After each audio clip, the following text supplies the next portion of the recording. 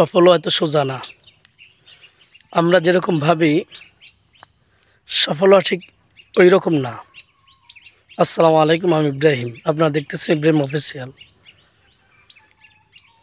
গত কয়েকদিন আগে আমার সাবস্ক্রাইবার কিছু বাড়ছিল, তারা এখন আবার আমাকে আনসাবস্ক্রাইব করছে। মনে হয় ভিডিওগুলো চয়েস হয় না, ভালো লাগে না। এটা যে আমার ক্ষেত্রে হয় বা এর ভুক্তভোগী আমি এমন না, এটার ভুক্তভোগী অনেকেই। সাবস্ক্রাইবার বেড়ে যায় আবার কমে যায়, ফলো করে অনেক মানুষ আবার আনফলো করে দেয়। এটা সবার ক্ষেত্রেই ঘটে ঘটনাগুলো। এর জন্য এই সমস্ত বিষয় নিয়ে আসলে ঘাবড়ানোর কিছুই নেই। এগুলো নিয়ে আপনি যদি ঘাবড়িয়ে যান তাহলে এখানে সবচেয়ে বড় বোকামি। দেখেন, ব্যবসা করতে গেলে তো লস খাবেনই। রেগুলার আপনার ভালো বেচা কিনা হবে, রেগুলার ব্যবসা একরকম হবে এমনটা কিন্তু না। মাঝে মাঝে ভালো ব্যবসা হবে, মাঝে মাঝে আমার একটু ব্যবসা কম হবে, মাঝে মাঝে বেচা কিনেই হবে না।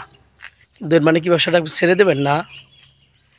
ফেসবুকটা বা ইউটিউব, সোশ্যাল মিডিয়া আপনি এরকম বলতে পারেন, যারা ফ্রিল্যান্সিংয়ে কাজ করে, বিশেষ করে দীর্ঘদিন কাজ করা কিন্তু ভালো কাজ পায় তারা।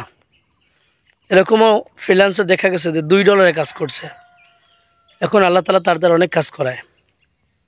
ঠিক ভাই, এই ফেসবুক, ইউটিউব, টিকটক, ইনস্টাগ্রাম, অর্থাৎ সোশ্যাল মিডিয়াটা এরকমই। গুগল, এখানে আপনি এই কাজ করতেছেন, কাজ করে আবার কাজ পাবেন না, আবার কাজ পাবেন না, আবার কাজ পেয়ে যাবেন, অনেক ভালো ভালো কাজ পাবেন।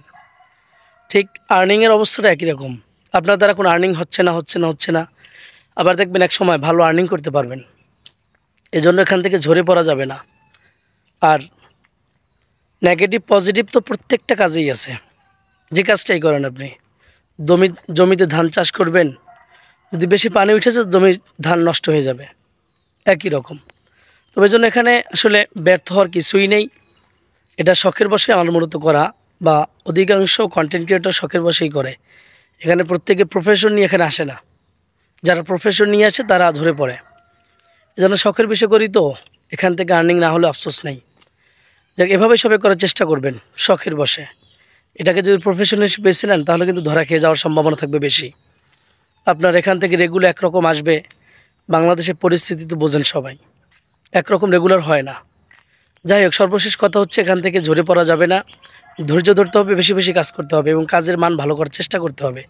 যদি কাজের মান ভালো করতে পারেন, সফলতা আসবে, একটু সময় লাগলেও আসবে, দেরিতে হলেও। এগুলো আমি প্রায় আগের কয়েকটা ভিডিওতে বলছি সফলের বিষয়ে।